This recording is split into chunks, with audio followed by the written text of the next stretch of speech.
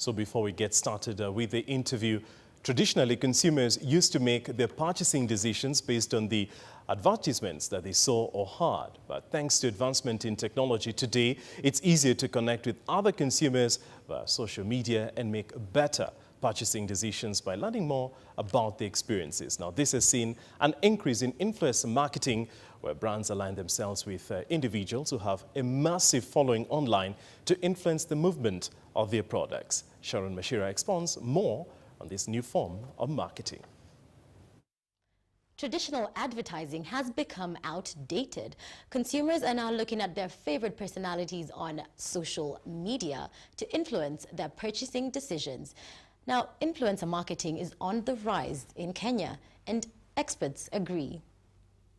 Influencer marketing today is very powerful because this is a group of consumers who are digital savvy, who listen and build trusted relationships through the influencers to the brand that is trying to build more market shares.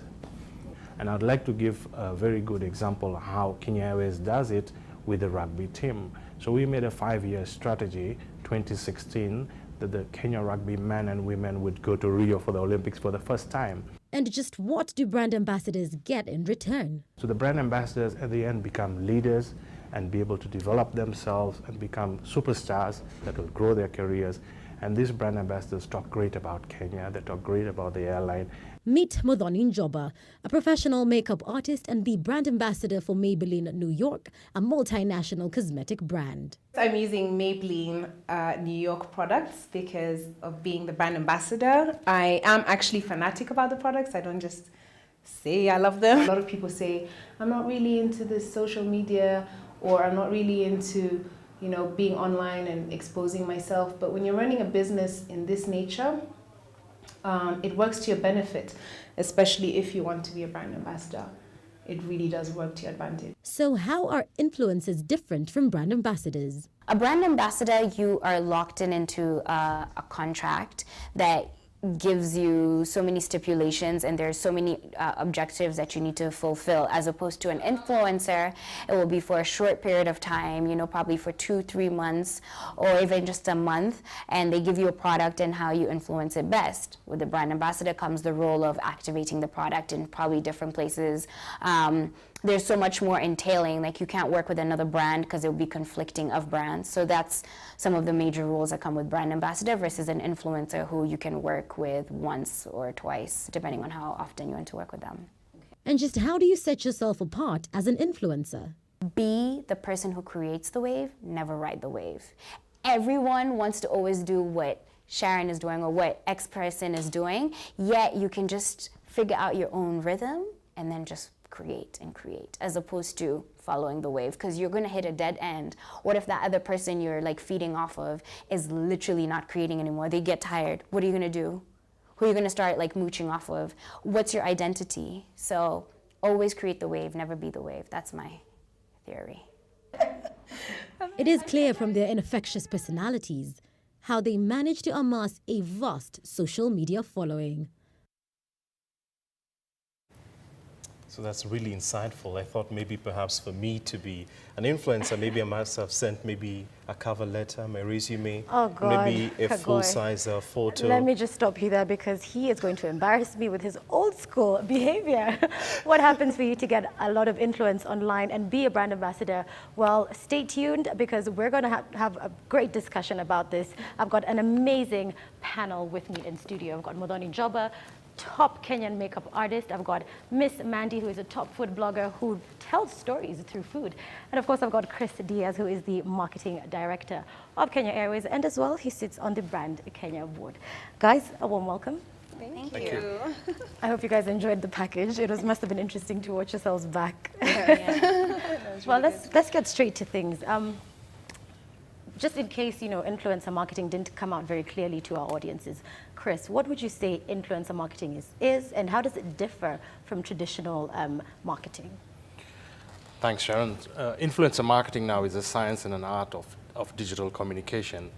It's very strategic that we integrate our traditional marketing with digital marketing. Mm-hmm. The reason because technology is embracing all our brand leadership and our brand management.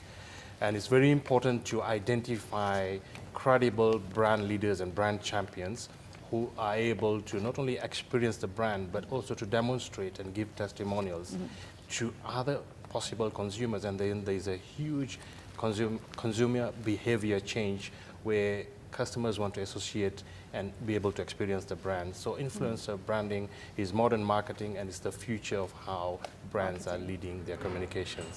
Fantastic. And, you know, just sort of moving forward with the conversation, Muthoni, you are the brand ambassador for Maybelline New York, you know, massive international brand. How did they pick you? What are their guidelines for them to say, you know what, I think we should use her out of all the other makeup artists that we have here in this country? I think the first thing was I was very passionate about what I did, and I was very active in educating people about makeup and, you know, talking about it, letting women in Kenya know about it. Because the time I started just a little under 7 years ago, nobody really knew about makeup. So when Maybelline came about, initially it was to get involved in little projects here and there. So when they decided to get me on as a brand ambassador, it was to look at how much does she know? Can she communicate well about our products? Yes. Can she stand and actually be confident about what we're offering in the makeup? Okay, and just over to you, Miss Mandi. From watching the package back, you know, you made an interesting point that there's a difference between brand ambassadors and influencers. I don't think that is something people know very well. If you could just talk about that and just sort of highlight the differences maybe between what it is that you do as an influencer and maybe compared to what brand ambassadors do. I mean, Chris did say something that brand ambassadors are essentially leaders, you know what I mean? So she's a leader in that industry in terms of telling the story of Maybelline or of makeup through Maybelline versus an influencer. You're given a product and you're told, hey, is it possible for you to do an Instagram post about this, a blog post about this? You're not really a brand ambassador when you come down to that. You're just an influencer. You just have to push a product and then you have to pick and choose, especially as the influencer. Does this align with what I do, or am I just taking it for the check? Can I be able to tell a story with it, or am I just doing it for the check? So would you that's the say major you difference. prefer that sort of liberation to sort of be able to work with any brand within the culinary arts? And no. Yes, because I mean you can do one package and keep on moving, as opposed to being subjected to a contract and having to do things their way. No, because at the same time too, if you look at it, if you go from X product to X product to X product, what will your audience say about you? Are you just a person who's always taking a check? You know what I mean? At the same time. So it's very, you have to tread carefully with who you choose to end up working with if you are to push a certain product for them. And so over to you, Chris, right? You know, they're talking a lot about pushing products on their social media. And so is that how, as brands, you know, marketing experts, is that how you pick sort of the people that would be brand ambassadors or influencers? Do you look at their social media following and determine and say, okay, if they can bring this kind of impact, then that's who we're going to work with? So I think that's brilliant, Sharon, because you have a long-term strategy with your influencers and your brand ambassadors. So from influencer marketing, you look at the quality and you also look at the quantity of followers. But you also look at how they communicate their experience. That is ultimately what Mandi is saying, is the credibility and the consistency. So for example, some of our influencers, we have them across the world speaking 9 different languages, but their messaging is consistent and their connection with their target group is very important, because the target group is what happens then you're able to measure and you can evaluate when there is pull towards the brand and there is actually a uptake, and you find that you're actually increasing your market share and you're increasing your sales through the influencer marketing. And influencers, 95% of the world's leading brands use influencer marketing very strongly in their campaigns. Right, and actually, when we were promoting this interview online, there's a very interesting person. Her name is Melissa Malala, and she said that using or mentioning that someone is influential simply because they bring traffic without analyzing results, using that as a way to determine someone's influence is problematic. You can't have traffic without impact. It's like saying someone deserves to be president because of their following instead of their impact. What would you say to that, Chris? Well, Melissa is brilliant. I think she understands marketing very well. Yes. So it's very important you're able to have metrics and analytics to measure your success and your impact. Impact can be also long-term because you increase brand visibility, you increase word-of-mouth marketing, you increase association with the brand, and eventually the influencer is able to pull you up and push the messaging and pull the offtake. So I think Melissa is very right. The impact is all about sales, and then the entire team across the business is nurturing. In the case of, for example, an airline has a 24-hour team because of different time zones, where they have lead generation programs where they pick up inquiries, they pick up interest, and they're able to engage and build a trusted relationship, and eventually you can actually measure sales and market share increments. In that way. Okay. And just over to you, Muthoni. As brand ambassador, you know, like we said, that's more of a contractual agreement. So what does that look like? Do they say, okay, in a week, we want 5 posts and you get this and that amount? Or what's it like? What's that kind of Before becoming a brand ambassador, and I totally agree, it's commitment. For me, Maybelline was it's been a personal journey. It's the first mascara I had when I was 9 years old. Yes. So there's a personal story behind that. And becoming brand ambassador for it, I've walked along with it, and I want to take other people through it. Now, in terms of the contract, it's really coming down to negotiating, and you still want the freedom to come across very genuine when you're talking about the product. So it's not, 17 posts a day and you're overwhelming people who are following you, So you really want to come across genuine. Yeah. If it's taking people through the journey of behind the scenes, working at New York Fashion Week and showing them the products, how to use it, this and that, and just really making it relatable to the viewers. Yeah. Now, it's something interesting she's brought up about negotiating. Now, if I could just hand this over to you, Miss Mandi, in terms of negotiating your fee, or whatever you were to call it, how do you quantify your work? If it's artistic, you can't really just say, or there's no stock exchange that dictates this is what bloggers should earn. So how do you Actually, there is some form of a stock exchange. Have you heard of something called Webfluential? I think every person. Yes. Okay. I think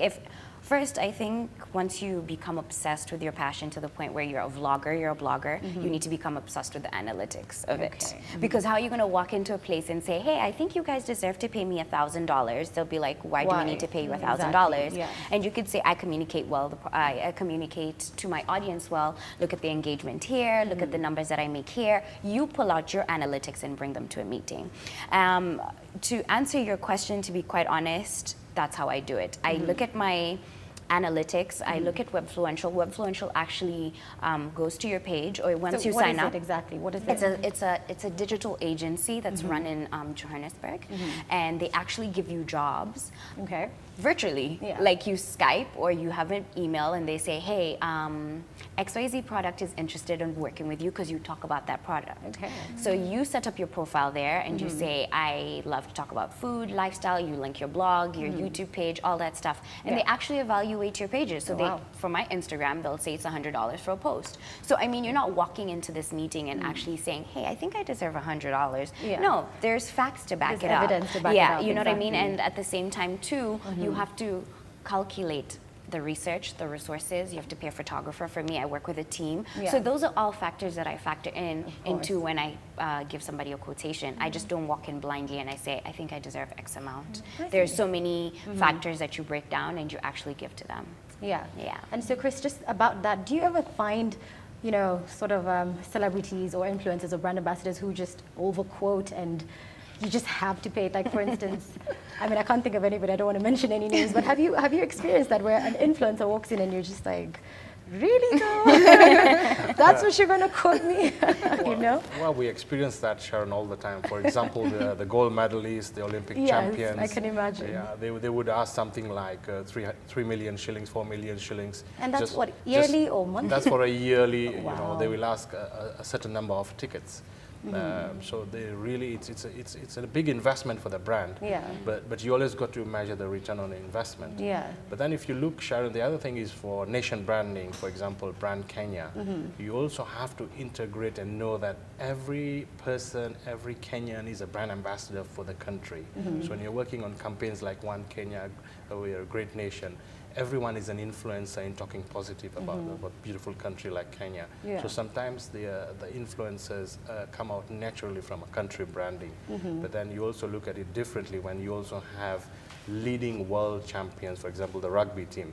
They are very powerful, and they can influence a whole consumer behavior change towards a product or a service. Yeah. So those are superstars that need to be paid very well. Yeah. Now, speaking of influencers who cause consumer change, let's just take this a different direction. There are those rogue influencers who can come to you and, you know, sort of almost blackmail you as a brand and say, if you don't do this and that for me, I'm going to post this and that and the other. Have you ever experienced that? Because if you look at certain political bloggers, they do this all the time, where they use their influence to sort of use it as leverage to forward some sort of agenda. Well, I don't Mandi can I don't know. I don't deal with a big brand. I only deal with my brand. I feel like blackmail works across every board in life. You know what I mean? I'm pretty sure even dating, there's a guy who's walked up to you and said, hey, if you don't. I just think you should always, that's why there's a PR team, to always know how to handle the damage control. You know, it's going to always be there. How do you handle it? I think we sometimes focus on the bad so much that we never focus on the solution, and that should be where the issue is. Focus on the solution. So the milk has spilled. How do we move forward? Move forward. Okay, so if we could just get closing remarks, Muthoni, we can just start with you in terms of being a brand ambassador and, you know, using that as a tool for marketing your skilled and also Maybelline products. How would you urge someone who's interested in getting into that position? What kind of advice would you give them? Honestly, I never really set out. It wasn't an end goal to be a brand ambassador. My main goal was educate women, talk about what I'm doing, really raise the quality of the service of makeup in Kenya, you know, really open up people's minds to what is possible with using makeup in the workplace, you know, whatever situation you are. And when you're focusing on one thing and you're very passionate about it, people will notice you. Yeah. And that's why Maybelline came to me and said, listen, we want to work with you because we can see that you live, breathe, sleep makeup. Yes. And, you know, you'll be very good at being the voice for it. You have to have good communication skills. Invest in yourself. You know, it's really important. Keep upgrading your skills. I keep going back to school every 2 years. School for makeup? For makeup Wow, in London. okay. I keep upgrading my skills. I keep pushing myself to learn more. So when brands see that, then they want to engage with you and, you know, follow. And online presence, invest in your online presence. That is so important. A lot of people say, I'm not really into Instagram, I'm not really into, you know, particular things, but those things can help you. Yeah. Those are the avenues at which I'm able to reach the consumers, you know? Okay. Yeah. Perfect. And Chris, over to you. Just in terms of this being a new trend in marketing, if you could just give closing remarks in terms of where we're headed, what would you say?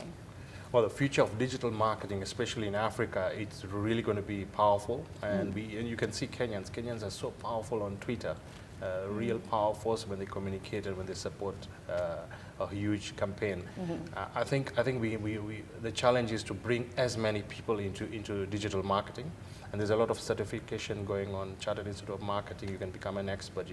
There's a lot of job employment opportunities. Lots of big brands are looking for millennials. Really, that group is going to get great jobs, and they're going to be the influencers, and they're going to be the future consumers of most products, brands, and services. Yeah. So that's where the big focus and the future is going to be exciting for that group. Fantastic. All right, Miss Mandi. My final take is just going to be I think a lot of people are going to take away from this conversation, oh my God, I need to start selling my page now. Don't do that. I think you need to start creating, or rather building much more relationships with people who work in these brands. You know what I mean? Sometimes we're focused on the money, but the relationship is much more. You might not get the money the first time, but they will always remember you. So keep creating quality work. Keep researching. That's one thing that I urge people to do, because people never want to adopt the next trend. Like, it took a while for a lot of people to join Snapchat. I was already cooking on Snapchat. So I found it very interesting that people are like, no, it's too personal. No. It's a great way for your fans to connect. You know what I mean? So be the person who is constantly trying to innovate yourself and create relationships. That's the only way that it's going to come back. Yeah. Fantastic. All right, guys, we're going to have to wrap it up there, but thank you so much for coming tonight. I think our viewers have learned so much about modern day marketing, influencer marketing, and the likes.